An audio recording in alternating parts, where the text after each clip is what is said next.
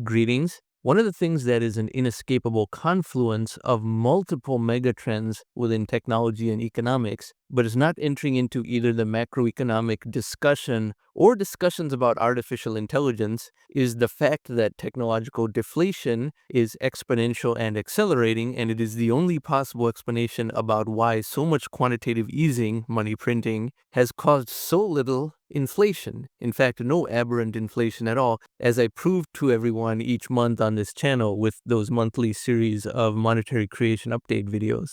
This has tremendous implications for how government has to adapt to technology in the future, whether they like it or not. And I created this chart to explain in a very simple sense what is happening. So let me move my face over here. Now put aside the fact that there is no fixed calendar year assigned over here. I'll get to that later in this video. And also put aside the fact that technological deflation is borderless and very international, while the tax rates of each countries are for that country. That latter paradigm is what will have to shift and adapt as well as technology becomes a bigger and bigger force in the economy. But think of it this way. First, let me explain this chart.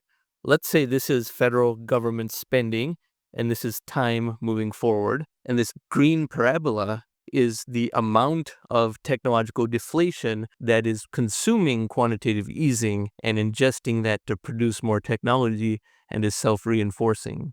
Let's say that when quantitative easing began in earnest, even though the United States was the only country doing it around 2010, let's say that that is over here. Let's say that my atom thesis, which I released in 2016, version 1, was over here. So let's say that we are over here today in 2023, still in the early phases of this entire technological deflation exponential curve. What this means is that we have already gotten to a point where the amount of technological deflation offsets a significant amount of government spending and taxation of people, and it would be of tremendous benefit to all citizens, all taxpayers, and to the government itself to recognize this rather than not recognize it. Because now we are getting to the steeper part of the gradient. Take just the United States, again, even though money printing and technological deflation is borderless, the balance sheet to date is about $8.3 trillion since 2010. 2010 to present, $8.3 trillion. The amount of income tax that people have paid over this same period is maybe $40 trillion combined. So the amount of money printing has already been as much as 20% of income tax paid, and very front-weighted. 20% is not a lot, but it's not trivial either.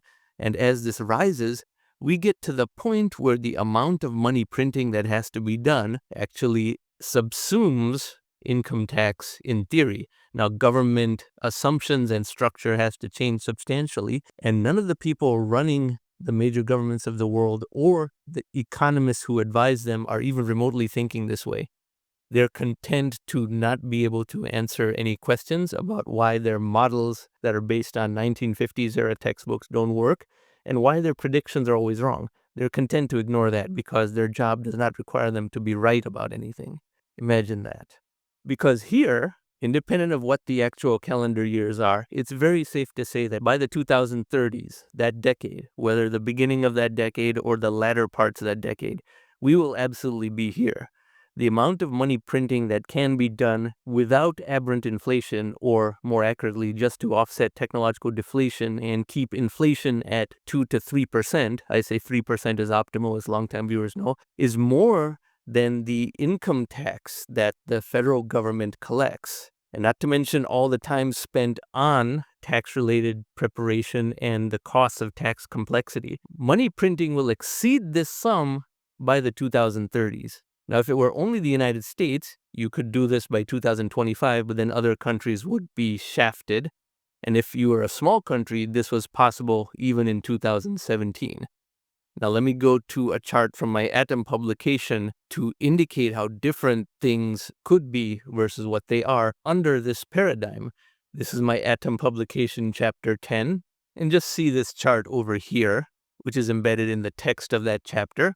This is what currently exists right now. certain amount of taxes are collected through a very onerous and complicated process that requires a lot of agents to audit and monitor people, and is complex enough that involves a lot of auditors and a lot of taxpayers. A very wasteful activity when you consider all the time and energy spent on it in the economy. Federal spending is, of course, in excess of taxes collected. That surplus amount is known as the budget deficit, and the budget deficit each year is quite huge. COVID has normalized a pattern of deficits much higher than existed even up to 2019 in the United States. And most government spending is a transfer between individuals. Many people who justify the current government structure say that we need roads and bridges and things like that, but that is only 20% of all government spending.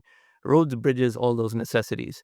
75% is just a transfer between individuals, as described in this publication throughout. And what happens on the monetary side, this is the fiscal side, this is the monetary side, trillions of dollars of money printing by the Federal Reserve is done by buying only two things: treasuries and mortgage-backed securities, which distorts exclusively those markets and nothing else. 40% plus of U.S. mortgages are owned by the Federal Reserve. There is tremendous 40% plus wastage of all taxes, spending, and everything just from this. And then here you have only the most indirect, convoluted of methodologies to prop up the economy with no merger of fiscal and monetary. The people who talk about merger of fiscal and monetary, they have something called modern monetary theory, but that is still quite primitive relative to the atom because it does not account for exponential technological change at all and does not give a pathway towards elimination of income taxes on humans because artificial intelligence and other automation is paying for that income tax. Now, something that would be better is what this is below. Now, remember, I wrote this in 2016 when 2025 was 9 years in the future. Technologically and economically, it is possible to do this by 2025, but ideologically, clearly it is not, because there has been zero ideological progress since 2016 on this front. In fact, things have gone backwards. Now it is a pretty common fad for people to say that inflation is 40% a year, even though that's clearly not true. And see this video over here about how U.S. conservatives and libertarians have lost their minds about inflation, although they are not the only ones that have. But for them, it has become their daily dopamine drug to whine about how inflation is bad. So see this wheel over here of mutual reinforcement. If perma QE at 16 to 24% a year compound annual growth rate, just like that parabola we saw earlier in the green granite, if that money is distributed in a more diffuse and even manner to people, government spending can be contributed by the central bank, and then you can migrate the tax burden gradually away from people onto AI, but have a more robust government safety net as a result. That's not right-wing nor left-wing, because I say it's possible to get to 0% income tax on humans while having a better safety net, effectively a negative income tax on humans, because of this new layer that technology creates, and this layer is huge. And this is, in fact, technologically and economically possible by even 2025. It's definitely not ideologically or politically possible. In fact, things have gone backwards. So let's say 2010 was here, 2016 was here, 2023 was here. COVID-19 and the printing in response to that have confused this issue substantially, but things are still dissipating away. And we are about to get over here before you know it. The decade of the 2030s will be more like this. Some country like Japan or China will figure this out much sooner than the United States. In the 2030s, United States PhD economists will still have trouble admitting that money printing has not caused inflation and that fiscal and monetary decisions should be merged because those pools of money should be merged on account of the massively higher efficiency that would create. There, of course, has to be responsible stewardship, and the United States and most other countries are not suitable for that. Politicians spend more and more with no recognition about fiscal responsibility, and those tendencies could get exacerbated. That's why Western countries, at least, are not even ready for something like this. But technology doesn't care, because this is happening whether PhD economists and conservatives and gold bugs are ready for it or not.